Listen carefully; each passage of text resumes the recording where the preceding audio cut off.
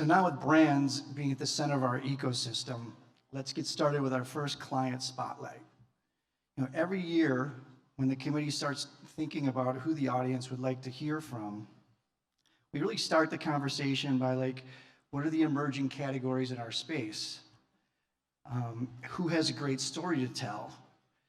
Who is transforming their business through size and scale, through technology, while building a new platform that's centered around the consumer experience?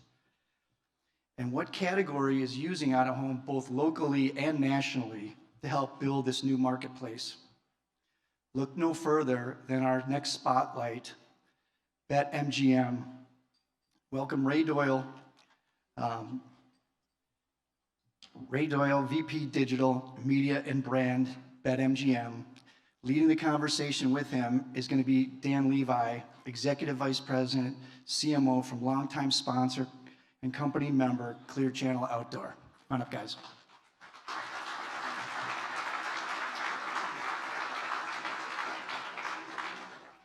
You know what I'm saying? I go to everybody. Oh. Game starts at 20, bet slip is empty. I gotta call KG. KG, what I up? got nothing for you, Fox. What you got, huh? It's spa day, Jamie. You don't interrupt spa day. Okay. Gracie, what's up? I need some tips. Jamie, you want a tip? Yeah. No. Come on, somebody. Jalen, what's up, man? You want a tip? Yeah. You really want a tip? I really need some tips. Don't call somebody on live TV. Jamie Foxx. Well, you answer.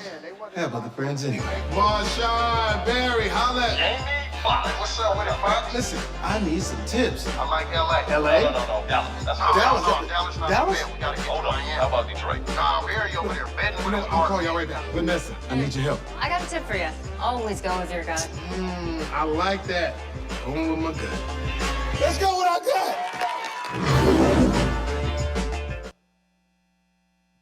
All right. Hello. Good morning, everyone. Ryan and Dave, thank you. Ryan, I love the glasses, but here's a tip. Giant font. It helps. So thanks, everyone. It's great seeing everyone here this morning. Why don't we just kick things off, Ray? There was a great video. Why don't you start by telling us a little bit about BetMGM, your brand story, and I think importantly, how you differentiate from the other brands and the other players that are in the online gaming space. Yeah, firstly, thank you all for the invite today.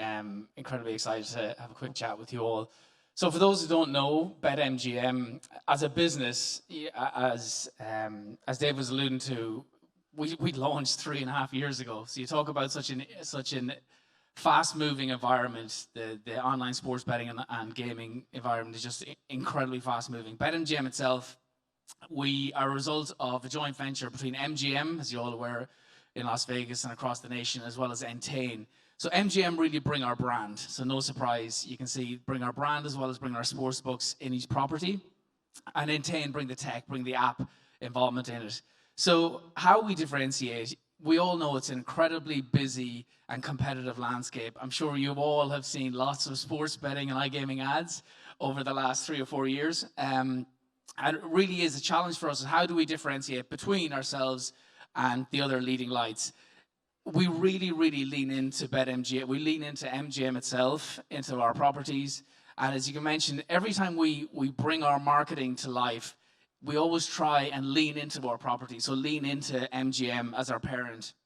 What we've also decided to do to cut through, as you saw our TV campaign, our current creative, which is up on screen as well, is it's very much an ambassador-led brand. So our let's say our mix is very much, we've got Jamie Foxx, who Jamie has been the face of BetMGM for the last 3 years. So having Jamie, and we coupled him up with a roster of really, household names that cut through from not only the sports betting world, but also the entertainment world. And that's where the BetMGM brand really tries to stand out. It blurs the line between entertainment and sports betting and iGaming. So Jamie Foxx, I'm going to age myself. I know him from Willie Beeman, any given Sunday. But Jamie Foxx, Oscar winner, Grammy winner, he really does blur that lines between entertainment and sports betting. You couple him up.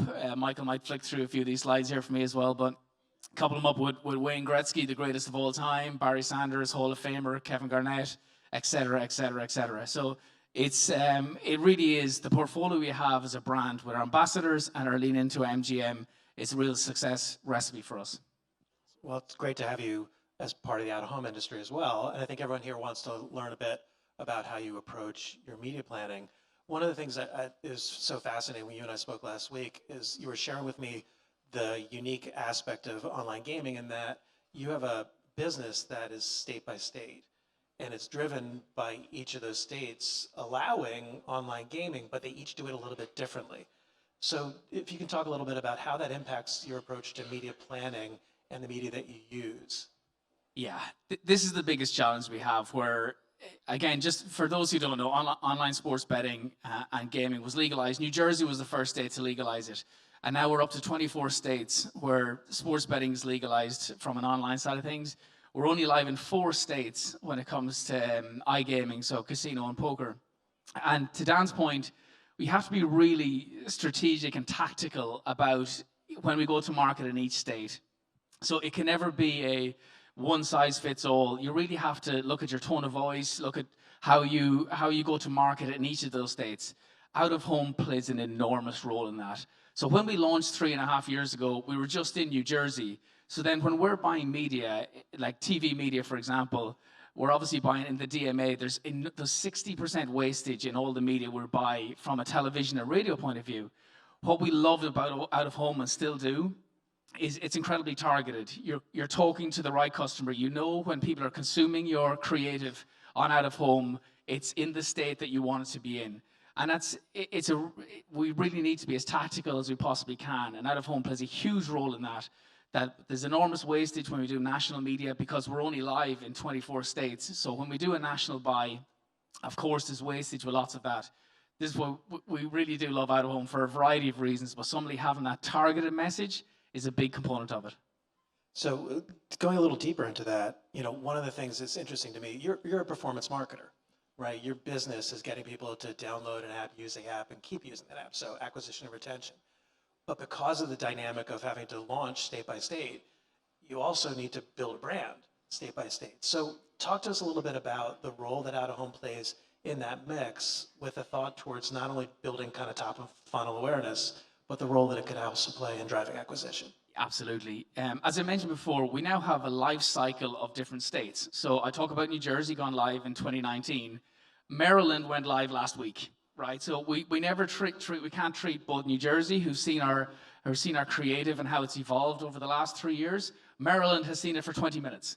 Ohio is just about to go live on the 1st of January. Massachusetts will go live in March. For each of those, then out of home plays a different role in that. So if you think about it, how we tend to look at it, we warm up a market. So if I use the example of Ohio, we've been live with our marketing in Ohio for the last number of weeks, and out of home plays a big role in that. As you mentioned, it brings the brand to life. People in Ohio and Maryland have never heard of BetMGM. They've never seen the ad or they've never seen our brand. So it's a really unique opportunity for us. But out of home creates the awareness of BetMGM is coming soon. So that can be our, let's say, warm-up approach to the market. When we do go live, so when the regulator approves sports betting, we change our tack then. As you mentioned, Dan, a lot of it is acquiring new customers. So it's a big push on both a direct response element to it with a sign-up offer for new customers, as well as continuing to build that brand or build that narrative. As you get more and more into the life cycle, it becomes more about retention and reactivation of customers. So exactly that, where it really is a change in our strategy from warm up in the state, go live in the state, and then keep those customers as the brand gets more and more mature in that state. So building on that, when we spoke last week, you mentioned, and this is a quote, you say you obsess on data-driven decisions, which I love as a data geek. So what role does measurement play in your planning and your media selection? And in particular, out-of-home has historically been seen as a medium that's more difficult to measure. We don't believe that's the case anymore. We've made tremendous progress as an industry over the last 5 years, especially on that. So how do you approach measurement when you're looking at out-of-home as part of that mix? Yeah, It's a challenge, absolutely. Again, it's not a New Jersey accent you're hearing here; it's an Irish accent. So I'm almost 20 years in the sports betting world. So the vast majority of my time was in the UK market. And what I really kind of took for granted, the UK market is one state, right? You don't have the quirks and challenges when it comes to media mix modeling. And that's when we came here to the United States, first thing I was looking for is let's get our MMM model working. Where should we put our media dollars, whether it's out of home, offline, TV, digital, or whatever it might be. And that was a big challenge to us here because you talk about state by state, you talk about New Jersey versus Maryland is the example I gave, but also you throw up a global pandemic in the middle of that where there was no sports and you have casino and anyway, there's a lot of complexity to it. But getting back to the question, when it comes to out of home in particular, this would have been a challenge for us 18 months ago, absolutely, where it was a little bit of gut feel. It was a little bit of, we think this is the right thing to do, but we can't justify that. As BetMGM has grown, again, we're a business of only 3.5 years, but as we've grown older and older, more and more decisions have to be made by data. And we do obsess about data-driven decisions. Of course, there's some element of where we want the brand to come to life, but what out of home can do and how we can track it, we probably look at it as four ways we're tracking out of home to this day. The kind of slightly crude way, we've got station takeovers, we've got bonus codes and QR codes and promo codes that we can track, but it's not as scientific as we would like. When it comes to mobile ad IDs, this is where now we're getting into the world where we're being a lot more scientific about it. And this is where I'm like you, where I can justify a spend. That's what I really want from our BI team. So we work hand in glove with our BI team when it comes to MMM modeling.